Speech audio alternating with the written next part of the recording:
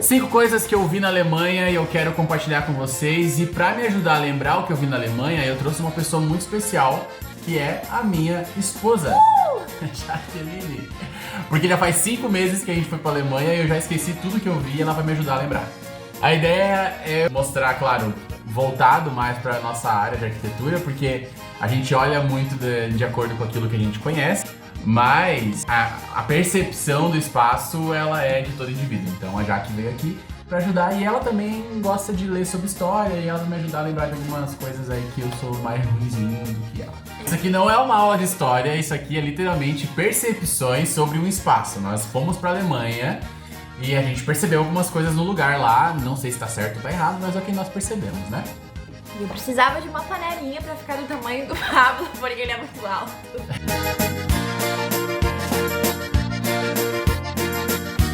A nossa viagem foi por alguns lugares lá na Europa. A gente começou na Alemanha, depois por República Tcheca, pra Áustria e voltou pra Alemanha. Hoje nós vamos focar na Alemanha, tá? Se você quiser ver a parte da República Tcheca e da Áustria, comenta aqui embaixo, ver se você gosta desse tipo de conteúdo que a gente continua fazendo. A gente tem mais vídeos pra fazer como esse, inclusive tem um do Chile bem legal que vai sair também.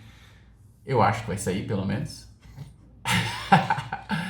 Então, hoje nós vamos falar sobre... Dark Alemanha, não, brincadeira. Isso, Dark também, que ela viu bastante coisa de Dark lá. Não, brincadeira. E assim, ó, claro, a gente foi pra Alemanha, a Alemanha é um país relativamente grande e tem muitas coisas diferentes. Nós fomos pra Berlim, nós fomos pra Munique e fizemos depois uma rota de carro por várias cidades pequenas. A tipo rota cidades... romântica, como Isso. conhecido aqui no Brasil. Isso, tipo Augsburg, Rothenburg, que é umas cidades pequenininhas que a gente foi parando assim de carro e conhecendo, que é bem bonitinho o lugar. Cada um tem um tipo de cidade que gosta de visitar mais. A gente, eu não sei se você se encaixa nisso, gosta mais de cidades que tem esse clima mais... Se sentir mais em casa, assim, Isso, de se sentir mais em casa, até porque onde a gente mora é uma cidade grande, não é uma cidade grande, é bem...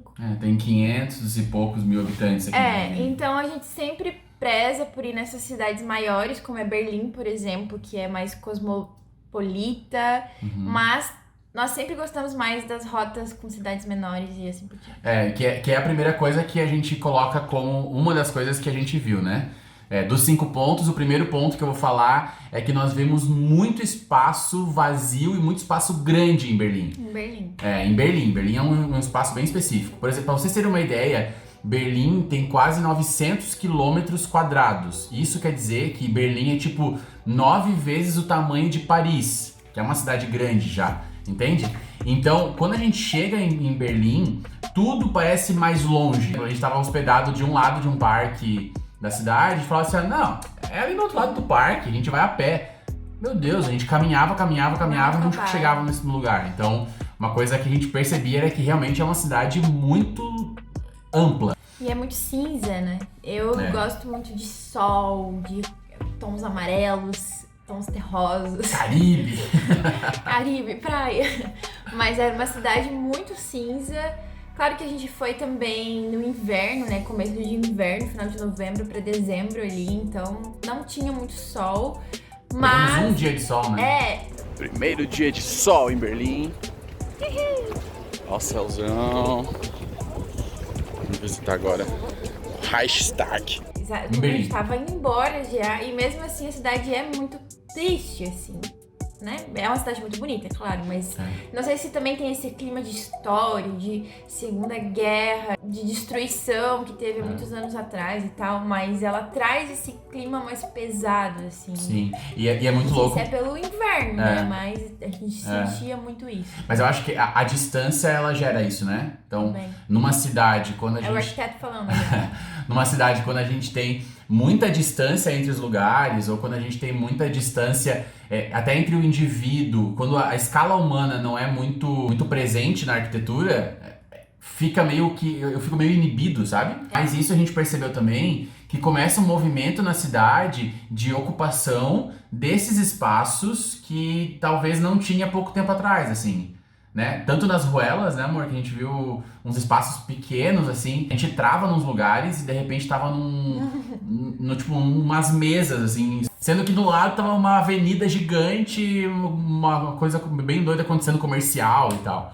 Então eu acho que já começou esse movimento de ocupação em Berlim, que eu acho que é uma coisa que já foi falada, já vi em alguns vídeos. Tinha uma ocupação que a gente viu demais, que eram as feirinhas de Natal. Isso. Nós fomos em novembro pra lá, né? E é logo no início dessa época de feiras de Natal, assim. O que salvou a nossa vida, porque a comida é mais barata Era mais barato. dos restaurantes, né? Isso, a gente não queria gastar muito. Eu, como uma pessoa muito econômica. Então, assim, o que acontecia? Toda praça que existia, assim, ó, tinha um espaço vazio em Berlim, vamos botar uma Bota pracinha. uma feirinha! E quem queria muito ir pras feirinhas era a Thay, a nossa amiga. E a gente tava tipo, não vão aguentar mais ver feirinha na nossa frente. Elas perseguiam a gente tropeçava, caía numa feirinha, tropeçava. E isso não era só Berlim, tá? E isso, na real, em todas as cidades que nós fomos na viagem. Então Mas nós foi ficamos muito lá. legal. Foi muito legal, Nós ficamos lá Thay. 18 dias, porque eu acho que teve tipo 2 dias que a gente não foi em feirinha. Que todos os dias a gente tava indo em feirinhas e tal. Mas era um espaço, era muito legal, porque a gente conseguia, parece que ter a escala humana mais próxima da gente, porque Calor humano. tinha aquela coisa de tipo, você conhecer, daí a pessoa trabalhando, a pessoa conversar contigo, te mostrar o artesanato local, te mostrar coisas mais reais, assim, sabe? Não era uma cidade distante de ti, já era uma coisa um pouco mais próxima aí, foi uma coisa mais legal, eu acho. E tinha esse clima de Natal também, então... Aqui, por exemplo, onde a gente mora, não tem isso, né? Mal e mal as casas ficam enfeitadas na época de Natal e tal. Mas lá, tudo que tu olhava tinha esse clima, assim, é Natal. Tá escrachado na sua cara, assim. Daí, o Natal, querendo ou não, traz esse clima mais confortável. Eles acabavam trazendo isso pra cidade de uma maneira bem cozy. E daí, muita comida boa. Muita comida boa. Muita. E eles também faziam as ocupações, assim, nessas praças com as patinações de gelo, uns escorregadores, assim, no meio da praça, é bem Nós legal. Não fomos. Também foi o momento que a gente começou a sentir que as pessoas locais, principalmente em Berlim, tá? Que foi o lugar que a gente mais ficou, assim, a gente começou a sentir que os locais também já estavam mais presentes. Por exemplo, a gente via muitas pessoas descendo dos edifícios comerciais, e indo pra um happy hour, tomar um chopp, Que era muito ou tomar barato. um quentão, muito barato. Muito barato. O chopp era 500ml, 2 euros, tipo, Pra realidade pra realidade deles é muito barato. Muito barato. A gente conseguia ter essa narrativa, entender a narrativa de vida deles ali já não era uma coisa muito distante e tipo, que era só turista que estava ali, mas não, realmente eles estavam utilizando o espaço, sabe? Então eu acho que essa questão da distância começa a ser resolvida com esses espaços sendo ocupados pela experiência do indivíduo na escala humana. Eles querem trazer as pessoas pra rua, né? Isso. Não é... Mesmo no frio que tava, né? E tava muito frio. É claro que depois das 10 por aí já não tinha muita gente na rua. Pra gente que reclama aqui na nossa cidade que nada funciona Não, lá. pra gente que é acostumado com o clima tropical aqui brasileiro, tipo, 4 horas da tarde tava escuro já, né? Era de noite. Meu, daí a gente tava se sentindo, mas tem que ir pra casa dormir? Gente, 9 horas da noite, meu Deus, tem que tomar meu banho e deitar e dormir. Mas era tipo 5:30 da tarde. E daí, nós entramos na segunda questão que nós percebemos muito na Alemanha, que é um transporte público que é extremamente eficiente. Muito bom. Isso, cara, isso foi uma coisa muito boa, que funcionou muito. Acessível. Muito acessível. E numa cidade igual Berlim, por exemplo, que é tudo muito longe, se não funcionar o transporte público, acabou, né? Não tem o que fazer, assim. Pra ter uma ideia, né? A gente comprava o ticket pra um dia, e esse ticket valia pra até 5 pessoas, que era ticket de grupo. A gente pagava, acho que era 20 euros, né? 23 euros. Por dia? Por dia. Por dia. Nós dois, né? Nós 4. Nós 4? Nós 4. Até 5 no caso, né? Que absurdo. E a gente podia usar todos os transportes públicos que existiam na cidade. Isso aconteceu em todas as cidades da Alemanha que nós fomos, assim. Tanto em Berlim quanto em Munique a gente fazia da mesma maneira. Não lembro se era o mesmo preço em Munique, não lembro quanto que era. Dá uma pesquisadinha nos sites lá da cidade. Mas acontecia muito bem de, por exemplo, quero ir para tal ponto da cidade. A gente entrava no Google, já via lá, pegue o ônibus tal até tal ponto, de lá sai, entra na estação tal, pega o trem até não sei aonde. Então, funcionava tudo muito integrado e levava a gente até o ponto exato que a gente precisava. Funcionava muito bem. E a gente também alugou um carro lá, um bom carro por um preço também bem acessível. Acessível, né? dentro do nosso contexto. Não, é era acessível. Aqui no Brasil a gente não ia pagar 20 por. Mas as estradas eram muito boas, era muito diferente, porque aqui a gente vai fazendo um remendo em cima da né? Um remendo no asfalto ali. E lá, então, como tu passava de 200 km na autobahn, por exemplo... E é bem legal dirigir na autobahn. Não é legal. Dá medo. Eu não gosto de velocidade, né? Mas as estradas eram... Teve a gente tava com uma BMW, né? Até eu queria dirigir. A gente tava com uma BMW. Só que o nosso carro era alugado e deu um problema no capô dele, que ele tava tremendo o capô. Eu achei que eu ia morrer. daí tinha um cara do nosso lado que tava com um carro tipo um porte de um Clio, assim, por exemplo. Nós a 190 por hora. O cara vem do nosso lado, lá de trás, assim, vem do nosso lado e bota uma placa, assim, na janela. Tipo, em alemão, eu acho que ele tava falando, tipo, o capô está balançando. E apontando pro capô, assim, e tal. Daí a gente agradeceu e tal. E daí, quando a gente agradeceu, ele fez assim também. E ele foi na nossa frente. A gente ficou tipo, meu Deus, como é que ele tá fazendo isso? Tchau, valeu! E nós a 180, 190 falando, não faz sentido. Então, tipo assim, é seguro pra eles isso, porque a estrada é feita para isso. Mas e eles outra, andando aqui em Joinville. não faz sentido. Não faça isso no Brasil, por favor.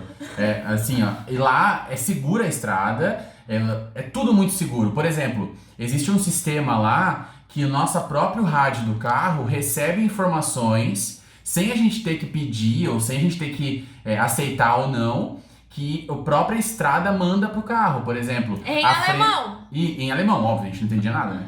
Por exemplo, diminua a velocidade porque lá na frente tem alguma coisa. A gente recebia no rádio do carro, a gente ouvia no rádio do carro.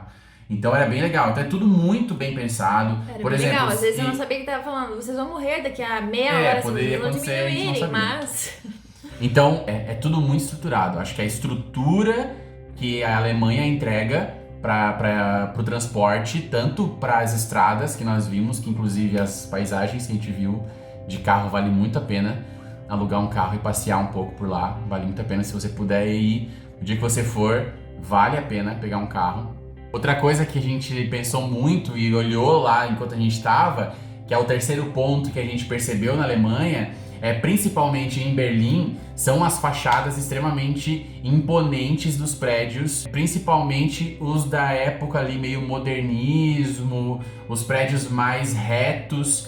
Por exemplo, era muito comum a gente andar pela calçada e sentir que existia um prédio que tinha uma altura, lá a média de altura lá, pelo que eu li na internet, é em torno de 22 metros, tá? É a média de gabarito lá em Berlim. Claro que tem os centros comerciais que daí tem gabaritos bem mais altos, mas a média é essa. Então tu recebia às vezes um prédio que começava lá em cima, direto no teu lado, assim, ó. E daí era uma imponência ali meio, parece que ele te empurrava, sabe? Era uma coisa meio doida. Mas eu acho que isso tem muito a ver com o nazismo também, né? Essa coisa de nós somos grandes, nós somos imponentes, a gente precisa mostrar isso. Eu até tava assistindo aquela Nada Ortodoxa da Netflix. E quando apareceu Berlim, isso é Berlim, porque tu vê aquelas fachadas todas... Como é a palavra? É dura, assim, né? Não só duro, mas é tudo muito igual, muito... Sabe, as janelinhas e concreto e...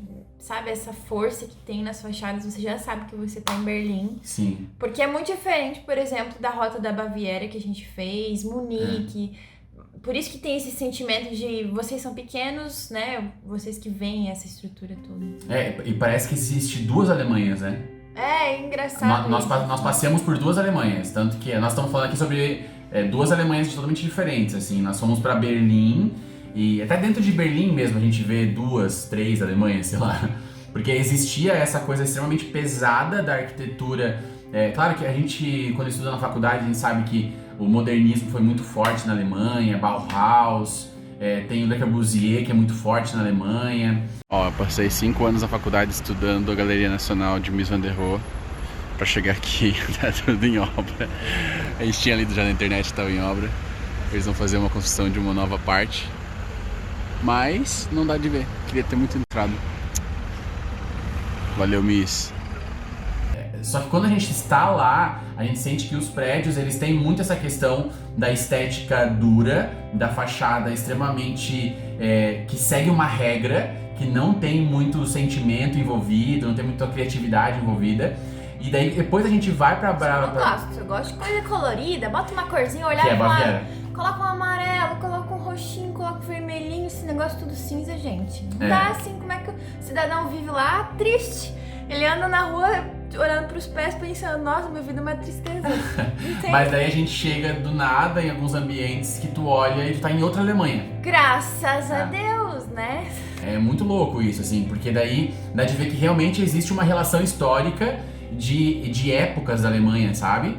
Até por causa da Idade Média, da época feudal e tudo mais. E essa é a quarta questão que a gente percebeu muito na Alemanha, que é essa relação histórica dos tempos.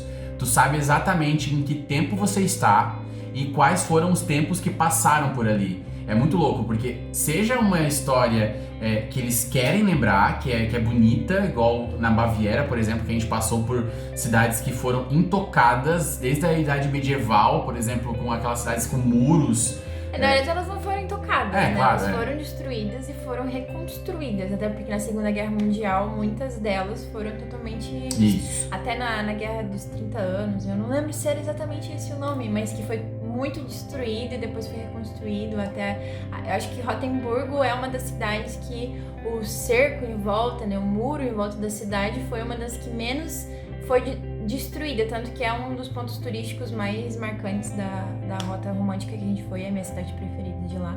Porque tu entra, parece que tu tá em outra época, você não está mais em 2020, quem dera, né? Porque está uma loucura esse ano. Era 2019 no caso, né? Mas você não estava mais em 2019, você tá em outra época. Mudou de século, né? Mudou de século, assim, é muito engraçado. E com o tempo você vai se acostumando com aquilo, assim, mas o primeiro impacto é tipo, onde é que eu tô? Parece que eu tô num filme da Disney. Assim. E não Pinóquio, né? Não é à toa que dizem que Rotemburgo inspirou o desenho do Pinóquio, a cidade do Pinóquio e tal. E é muito legal porque não é uma Gramado da vida que foi criada como uma cenografia para um tempo, né? É realmente um tempo criado que foi preservado e reconstruído e mantido até os dias de hoje como algo real, né? As famílias moravam lá, enfim. E quando a gente vai para cidades grandes, como Munique, como Berlim, nós vemos a evolução do povo, da arquitetura, da história e tal. Então, nós vamos, por exemplo, no edifício Reichstag, né? Reichstag. É bem difícil falar. Que é até esse daqui, ó, que tá aqui atrás. Que, cara, é maravilhoso esse edifício. É lindo. Também foi destruído, explodiu. Isso. Foi reconstruído ali pelos anos 90, acho que em 1999, que eles reconstruíram esse domo, né? Porque eles foram reconstruindo aos... Esse domo de vidro, ele foi projetado pelo Norman Foster, né? Cara, é maravilhoso lá. Foi o primeiro dia que a gente teve de sol em Berlim. E foi, cara, um presentão, assim, de último dia em Berlim. Eu tinha comentado com o Pablo que durante a guerra foi destruído o parlamento, o Bundestag que eles chamam, né, o parlamento alemão, e foi reconstruído sem o domo, e daí em 1999, por ali, eles reconstruíram esse domo, e daí hoje para você entrar você precisa ir no horário marcado, por causa da segurança. E até lá em cima a gente tem um pátio que dá de ver toda a cidade de Berlim de cima, assim. É muito legal, além de tu poder subir ainda até lá em cima pelo domo. Então isso é uma coisa que a gente vê muito assim na Alemanha, né? Passado, presente e futuro parece que misturado, assim, né? A arquitetura high-tech com a arquitetura medieval, com a arquitetura clássica. Qual tu gosta mais? Difícil, né? Eu gosto mais É que tu se sente da melhor. feudal, né? É que tu se sente melhor na Baviera. Eu me imagino, né? lá, morando naquele lugar, escrevendo histórias, assim, ó. Aí eu vou num lugar e vou contando. Isso é uma questão. Se for perguntar pra gente, a gente se imaginou, por exemplo, morando na Baviera. É uma coisa Munique. muito... em Munique, assim. Eu amei Munique. Que é uma coisa, parece muito de casa, assim. Berlim já é um pouco mais difícil. Mesmo que a gente tenha gostado muito de Berlim, mas é que tem uma coisa meio São Paulo, que não é o que a gente vive aqui no Brasil. Aqui em Santa Catarina, onde a gente mora, né? Se tu vai em algumas cidades pequenininhas, por exemplo, Pomerode, Blumenau... É bem Pomerode, É bem Pomerode, assim, e tu vê as construções quando tu tá passando pela estrada romântica, tu olha e fala, a gente tá em Santa Catarina. Porque Sim. lembra muito, né? Mas eu acho que é por isso que a gente traz esse sentimento de se sentir em casa, assim. Dá uma nostalgia, assim. Né? Vai cada um. A gente também gostou muito de Salzburgo, por exemplo, que Ah, também Salzburgo era é uma legal. cidade pequena, um tamanho meio parecido Mas com o esse Rio, é pro assim. outro vídeo. Uma pinceladinha. E daí, por último, a última coisa que chamou muita atenção na Alemanha pra gente tem a ver com isso que a Jaque falou, que ela gostou muito da Baviera, que são as cores da Baviera. Eu sou designer. Ah, eu nem sou designer, eu sou publicitária. A Jaque gostou muito das cores da Baviera e eu compartilho desse gosto. É o último tópico que ele queria conversar com vocês. Isso. E é muito louco porque quando a gente chega lá, parece quase que é um cenário de filme, um cenário... Não, eu acho que um quadro, sei lá, um quadro da casa da avó, assim. É muito louco, eu achei muito lindo. E a gente viu também muita cor aparecendo em Berlim, assim. Então, eu acho que Berlim sofreu muito. Imagina, a queda do muro aconteceu em 89, uma coisa muito recente, assim, né? Desde o lado soviético.